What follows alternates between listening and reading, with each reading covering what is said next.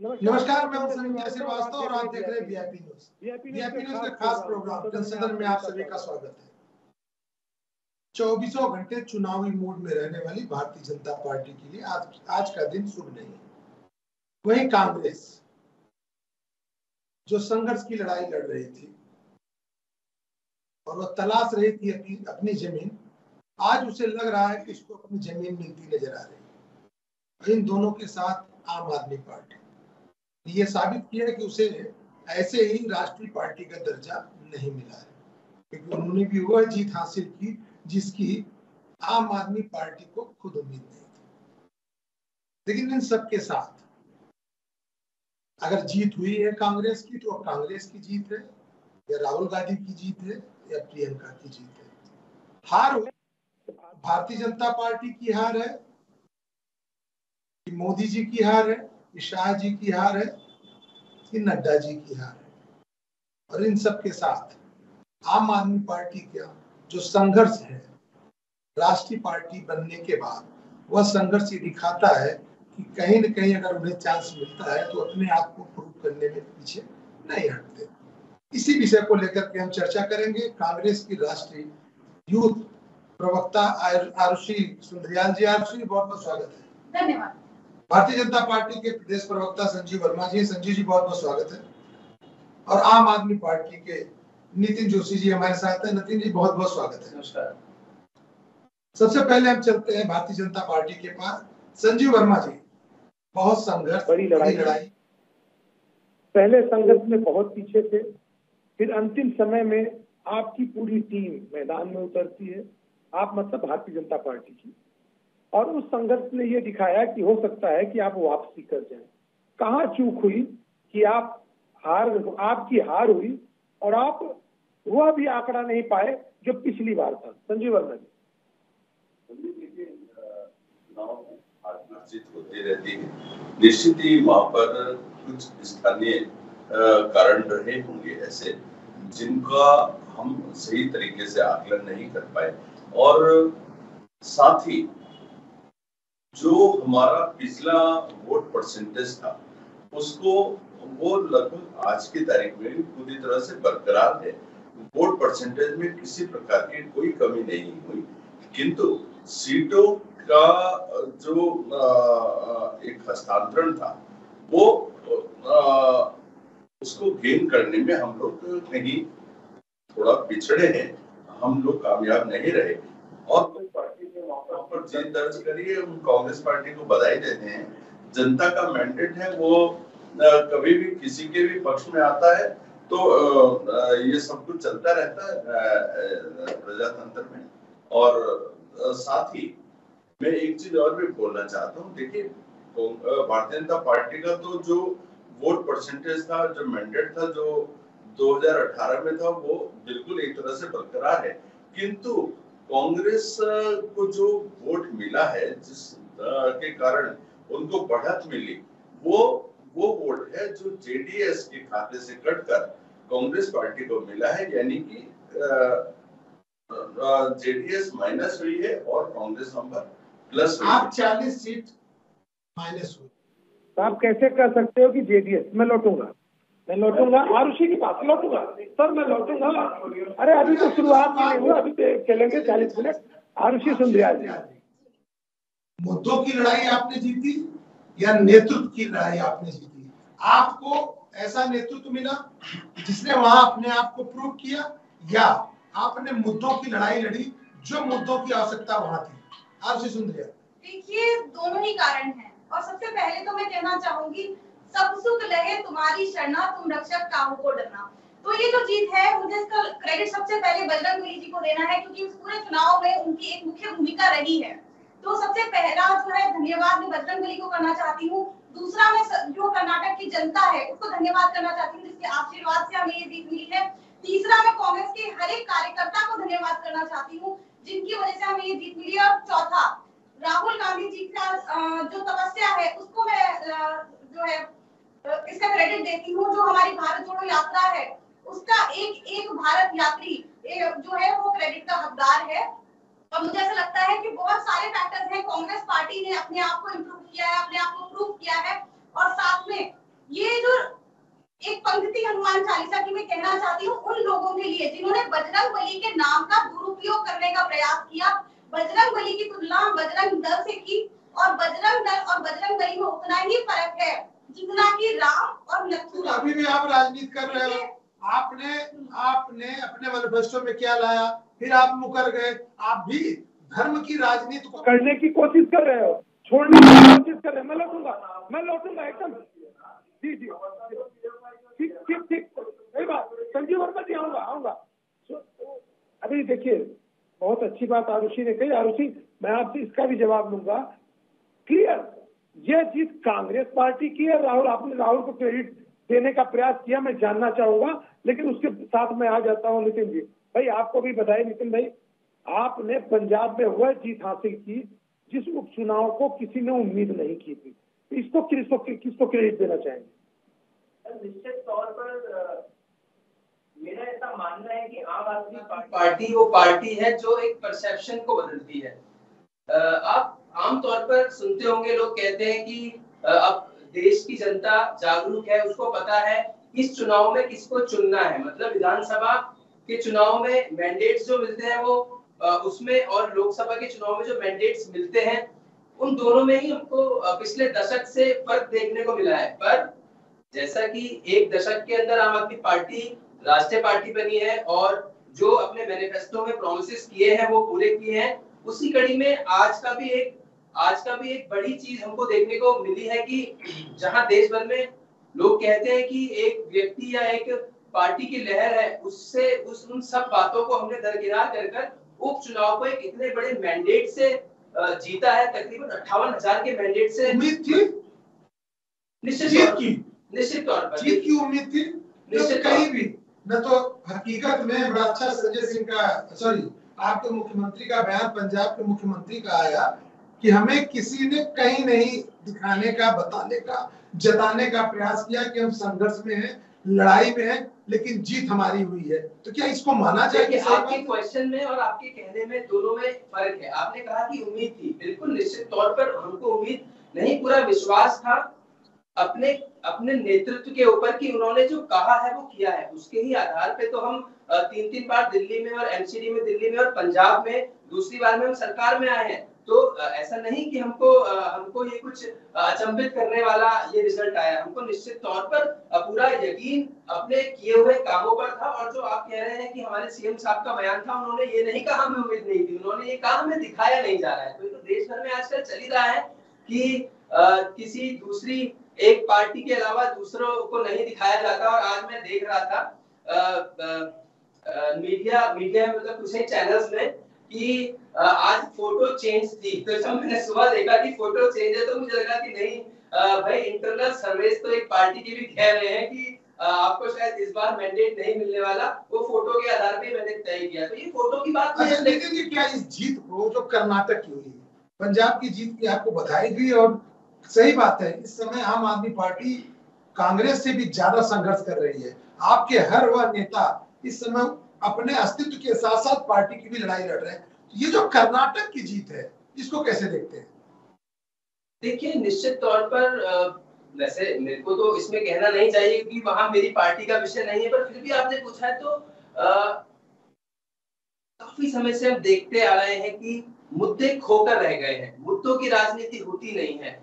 आज सिर्फ जातिवाद के नाम पर आप देखिए ना, मतलब कि अगर हमने किसी राजनीतिक दल का हमने किसी आम आदमी पार्टी ने अगर किसी राजनीतिक दल का विरोध किया तो आप उसको भी हिंदू मुसलमान से जोड़ लोगे। और कांग्रेस ने अगर वहां पे बजरंग दल का विरोध किया तो आपने उसको भी बजरंग बली से तुलना कर दी। तो मतलब कहीं ना कहीं आप जो मेन मुद्दे हैं उनसे भटक कर एक ही जगह पर आप देश को मोड़ना चाहते हैं। और ये आप लोग समझ चुके हैं और धीरे धीरे मुझे लगता है कि अब मुद्दों की राजनीति का समय आ गया है। अच्छा, मैं आपसे जानना चाहूंगा, मैं चलूंगा संजीव वर्मा के पास, लेकिन ये प्रश्न दे के जा रहा हूँ जवाब इसके, क्योंकि इस समय राष्ट्रीय स्तर पे सारी विपक्षी पार्टियां एक होना चाह रही हैं और एक होकर के भारतीय जनता पार्टी को हराना चाह रही हैं। तो ये जो जीत है, उस जीत को किस तरह से देखा जाएगा, इसका मैं जवाब दूंगा। संजीव वर्मा जी, इस हार को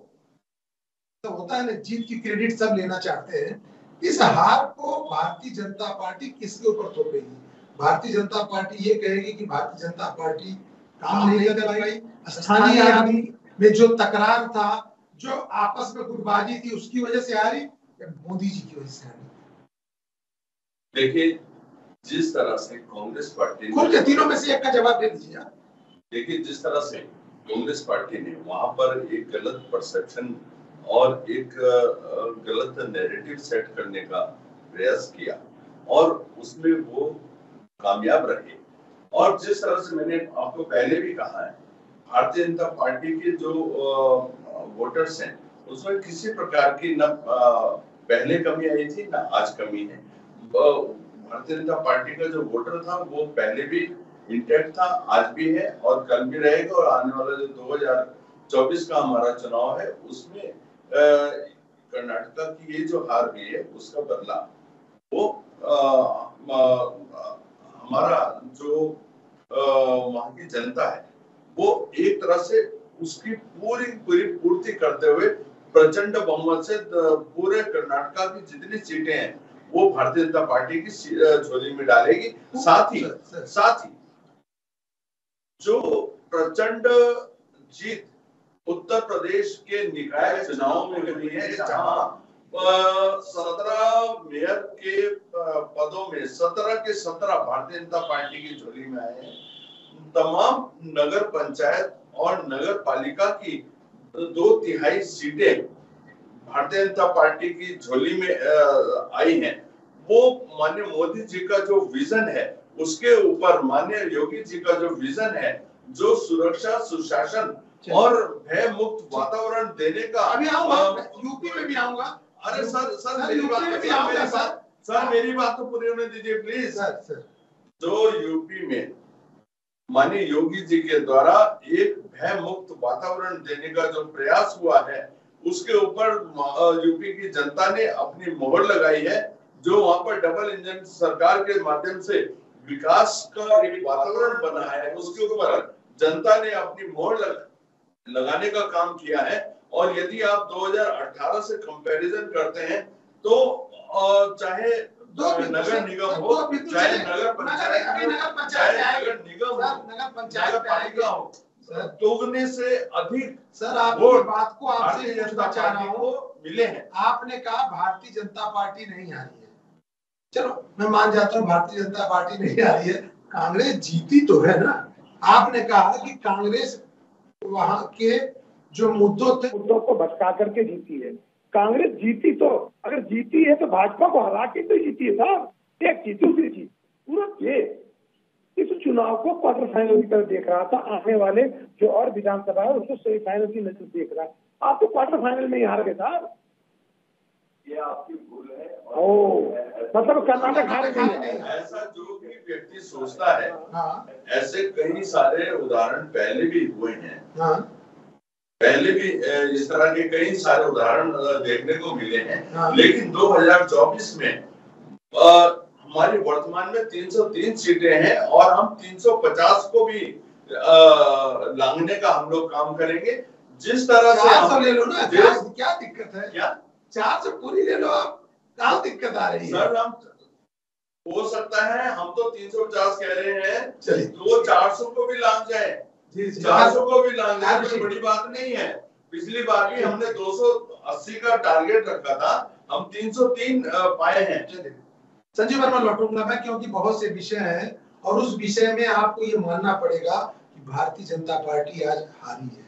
उस विषय में आपको ये मानना पड़ेगा कि लोकसभा की हुंकार आज से शुरू हो चुकी है। आप सुन लिया, आपको एक प्रश्न में छोड़ के गया था कि यह जीत कांग्रेस को जाए या राहुल गांधी की। आपने क्योंकि अपनी एक छोटे से वक्तव्य में आपने सीधे पूरी क्रेडिट राहुल गांधी को दी। नहीं पूरा नहीं दिया, मैंने चौथे नंबर पे राहुल गांधी जी को क्रेडिट दिया। पहला किसका था? बजरंगबली का। दूसरा कर्नाटक। तो फिर बजरंगबली का अगर था तो मैनिफेस्टो में जब आप लाए हो तो आप अपनी नहीं, पीएफआई बड़ा था या बजरंगबली बड़े थे, पहले बताइए। अरे बजरंगबली से बड़े तो कोई है ही नहीं, आप कैसी बात कर रहे हैं? आपको पहले तो नहीं आता क्या है? आप क्यों भगवान को नहीं आते? नहीं, आपने तो पीएफआई को महिमा मंडित किया वहां। नहीं आपने पीएफआई को महिमा मंडित किया। आप मुझे समझ में नहीं आता, भगवान जी का कंपैरिजन आप कभी बजरंग दल से करने लगे, कोई कंपैरिजन नहीं है। देखिए आप उस चीज को मत लेके आए बीच में। इन लोगों ने काफी प्रयास किया कि ये जो है बजरंग दल से कंपैरिजन करके बजरंग बली का ये साबित कर दें कि कांग्रेस ने बजरंग बली का अपमान किया, लेकिन इस एजेंडे में ये कामयाब नहीं हो पाए। तो मुझे लगता है एक तो सबसे पहली बात तो भाजपा हार स्वीकार ही नहीं कर पा रही है, अभी शायद सदमे में है या क्या, कि अभी भी टाइम लगेगा एक्सेप्ट करने में कि हम हार गए चुनाव। तो खैर कोई बात नहीं, वो तो होता है कभी-कभी, मैं समझ सकती हूँ मनोदशा, परंतु आप हार चुके हैं और कांग्रेस जीती है, अपने मुद्दों पे जीती है। कांग्रेस आपने जो 40% की कमीशन खोरी वहां कर रखी थी, उसको देखते हुए जनता जो आपसे त्रस्त थी, तो उसने जो है आपको रिजेक्ट किया है, आपको नकारा है, आपको मानना पड़ेगा।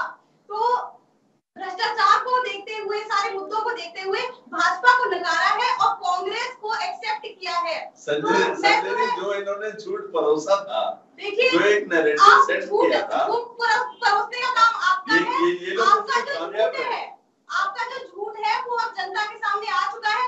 अगर ये बात होती यूपी की तो वहाँ आप राम जी को लेकर जाते, लेकिन यहाँ पर क्योंकि हम पर जो है बजरंग बली की भूमि है, तो आप वहाँ कर्नाटक में हनुमान जी को आपने अपना एजेंडा बना लिया कि बजरंग दल का अपमान हो गया, हनुमान जी का अपमान हो गया। तो वो चीज जो है जनता ने आपकी अब देख लिया है, आपका असली चेहरा, कि आप अपना भ्रष्टाचार छुपाते हैं अपने भगवा रंग के पीछे। तो आप जनता ने आप कांग्रेस मुक्त भारत की बात करते थे, आप कांग्रेस मुक्त भारत की बात करते थे, भगवा तो आपका कभी था ही नहीं। आपका भगवा कभी था नहीं, आपके तो टोपी है, गमछा था आपका, आपका तो टोपी है, गमछा है। मैं आ रहा हूँ नितिन जी, क्या जिस राजनीति को अपना कदम ताल करते हुए, और या कह लीजिए कि जिसके सहारे राजनीति के सत्ता के शिखर पे भारतीय जनता पार्टी पहुंची थी, क्या लगता है आपको कि कांग्रेस भी उस पर चलने की कोशिश कर रही है? आज बजरंग बली का नाम लेकर के, दुहाई देकर के, बार बार जीत को बजरंग बली के नाम देने पर क्या ये प्रयास किया जा रहा है कि वो जो धर्म का एजेंडा लेकर के भाजपा चलती है वह भाजपा का नहीं कांग्रेस का भी है? देखिए मुझे लगता है कि कांग्रेस की बात करना इसलिए भी ठीक नहीं होगा क्योंकि अभी भाजपा हम जो मुख्य दल मानते हैं भाजपा को मानते हैं, और मैं कांग्रेस में कोई टिप्पणी करना इसलिए भी ठीक नहीं समझूंगा कि ठीक है, अभी जो मुख्य लड़ाई हमारी है वो जितने भी विपक्षी दलों की अब आप बात कर रहे थे, विपक्षी दलों का अभी मुख्य एजेंडा यही है कि पूरे देश भर में जहां भी चुनाव होते हैं वहां पर आप देखिए मुद्दों की बात नहीं होती है। हिंदू मुसलमान के अलावा इनके पास कोई एजेंडा नहीं बचा है। जो इन्होंने इस चुनाव से पहले वाले लोकसभा चुनाव में जो बातें कही थी वो आज तक ये नहीं कर पाए हैं। और फिर ये है कि आप देखिए, मैं लास्ट टाइम भी जब डिबेट्स में रहा तो अक्सर ये बात कहता था कि हम उस पार्टी से आते हैं कि हमारे सीएम, दिल्ली के सीएम माननीय अरविंद केजरीवाल जी ने घर घर जाके कहा था कि अगर मैंने काम किया हो तो मुझे वोट देना। हमने तो पहली बार अपने इतनी उम्र में पहली बार ऐसे किसी नेता को देखा है कि काम के नाम पर वोट मांग रहे हैं। वहीं अगर हम यहाँ की बात करेंगे, आपके केजरीवाल जी ने बहुत सारे जनता के साथ वायदे किए थे जिसमें उन्होंने कहा था मैं बड़ा घर नहीं लूंगा, मैं गाड़ी नहीं लूंगा, मैं सुरक्षा नहीं लूंगा। एक तो घर की बात करी थी, चलिए घर तो एक अलग चीज हो गई, तो घर क्या 45 करोड़ रुपए रिनोवेशन में?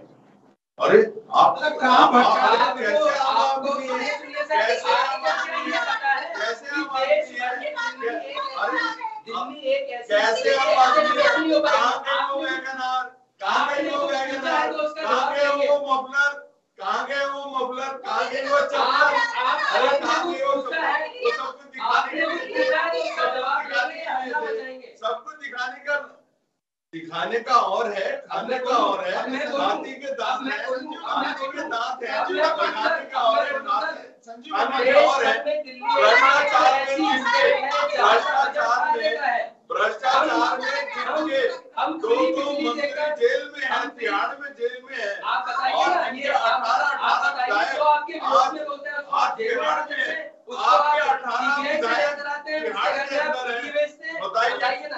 बताइए कौन से कट्टर ईमानदारी का परिचय दे रहे हैं?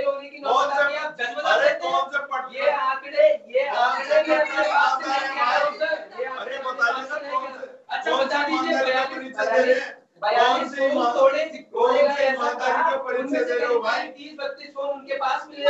जो आप लोग एक नंबर की झूठी पार्टी है और आप कह रहे हैं कौन से वादे हमने पूरे नहीं करे। हमने अगर वादे पूरे ना किए होते तो 3 बार हम दिल्ली में ना आते और एमसीडी में जो आपका हाल हुआ है ना अपने आप ने देखा है। संजय जी पंजाब में अपने लिए 45 करोड़ का रिनोवेशन और जनता को गंदा पानी पिला रहे हैं, जनता को गंदा पानी पिला रहे हैं। 1600 करोड़ रुपए का जहाज खरीद सकते हैं। 45 लाख करोड़ में आप बिजली फ्री देने की बात करते हैं। 201 पूरा बिजली का बिल बात कर रहे हैं जो एक यूनिट ऊपर बढ़ने की तो उसके क्राइटेरिया सेट होते हैं सर। संजीव अगर वर्मा आप घर में एसी चलाएंगे तो थोड़ी आपको सरकार देगी। संजीव वर्मा जी देखिए ये चीजें जो आपने बार बार उस स्तर पे लेके जाते हैं बहस को कि मोफलर लगा लेना, चप्पल पहन लेना, साहब ये भी आरोप लगा सकते हैं। नहीं, दाढ़ी बढ़ा लेना क्या बहुत अच्छा है बताइए ना। दाढ़ी बढ़ा लेने से कोई क्या रविन्द्रनाथ टैगोर हो जाता है? आपने आपको किसने रोका? नहीं तो आप भी पहनिए ना मफलर। आप भी पहनिए मफलर।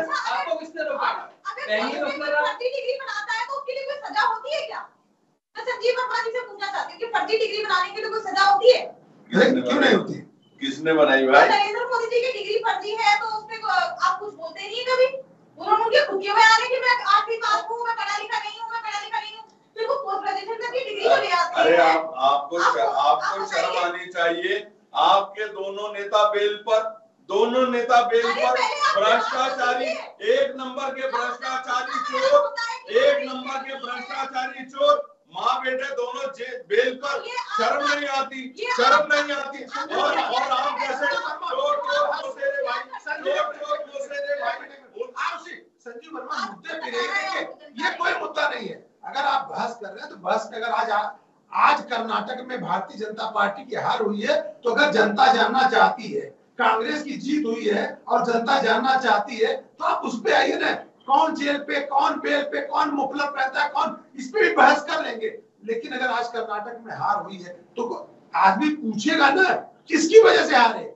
मुद्दों की वजह से हारे कि जुमलेबाजी की वजह से हारे, या आपकी जो वहां पे आपस में जो लट बज रही थी, जो ग्रुपबाजी थी, जो वहां पे आपके भारतीय जनता पार्टी के लोग इतना आपस में खींचतान किए थे, उसकी वजह से यार ये तो बता सकते हो साहब। अभी जाने दो ना कि किसकी क्या हुआ क्या नहीं, कौन क्या पहनता है, कौन क्या खाता है, कौन कहाँ रहता है, ये तो बता सकते हो साहब कि अगर हारे हो तो उसका कारण क्या हो सकता है। आप सीनियर नेता हो साहब। संजय जी देखिए, मैंने कहा कुछ स्थानीय मुद्दे हो सकते हैं जिनको हम जानने में हमसे चूक हुई। और उत्तर प्रदेश में जीत का क्रेडिट किसको देते हैं? अगर वहाँ स्थानीय मुद्दे आप कह रहे हैं इस स्थानीय मुद्दे की वजह से हार हुई तो उत्तर प्रदेश में जीत का आप किसको क्रेडिट देते हैं? योगी जी को देते हैं, माननीय मोदी जी को देते हैं। योगी जी को पूरा क्रेडिट देते हैं, माननीय मोदी जी को देते हैं। बिल्कुल देते हैं, बिल्कुल देते हैं। जीत शासन की जीत है, जीत सुशासन की जीत है, बनाने की जीत है, माफिया को बनाया है हमने, हम उसकी जीत है। संजीव वर्मा जी, जीत व्यक्ति विशेष की, हार मुद्दों की, ये कोई बात नहीं होती साहब। आप दोनों जो एक ही बात करो ना। अगर आप यूपी में जीते हो योगी जी की वजह से, मोदी जी की वजह से, तो आपको कहना चाहिए कि आप वहां हारे हो तो येदियुरप्पा की वजह से और मोदी जी की वजह से। आप कहो ना ऐसा। संजय जी नहीं कहोगे आप।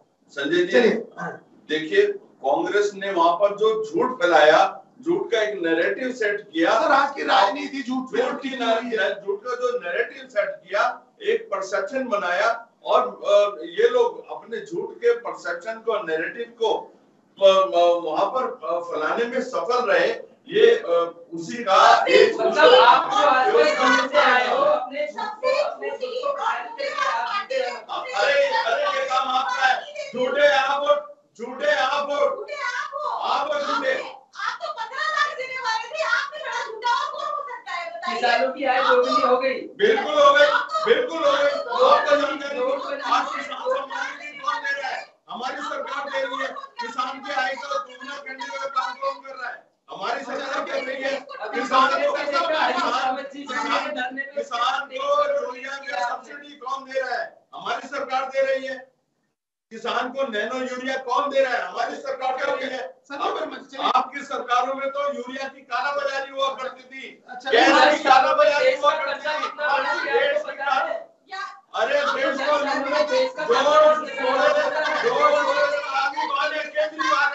केजरीवाल है, जोर सोरेश आदमी, राहुल गांधी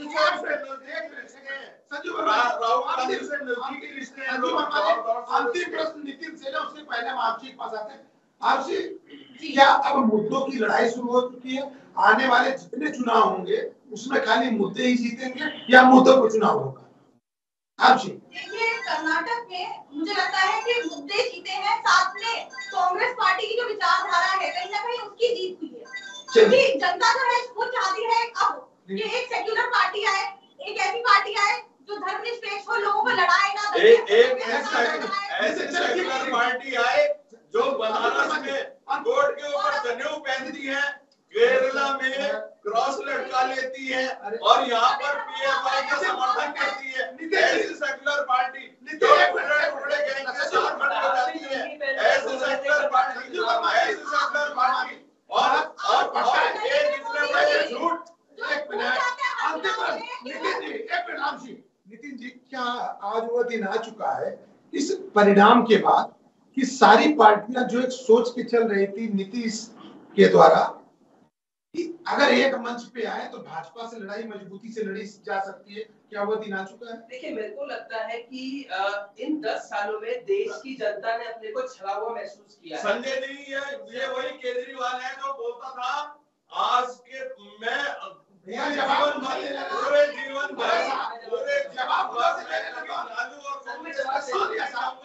और हाथ मिलाता है। अरे हो गया हाथ मिला लेता है। आप बताइए मंत्री आप जेल में हैं, दो मंत्री जेल में हैं, बिल्कुल भी योगदान नहीं है। दो जेल में हैं। संजीव वर्मा जी धन्यवाद, नितिन जी और धन्यवाद आरुषि जी। विषय बहुत महत्वपूर्ण है। चुनाव का परिणाम कर्नाटक में कांग्रेस के पक्ष में गया, पंजाब में उपचुनाव था, आम आदमी पार्टी के पक्ष में गया, यूपी में निकाय चुनाव था, वह भारतीय जनता पार्टी के पक्ष में गया। आने वाले समय में कई प्रदेशों में चुनाव है। देखना ये होगा कि अब जो राजनीति का माहौल बन रहा है, क्या मुद्दों पे ही लड़ाई होगी, मुद्दों पे ही चुनाव होगा, या आकर के चुनावी भाषण देकर के लोग चुनावी समझ पार करेंगे? धन्यवाद। देखते रहिए।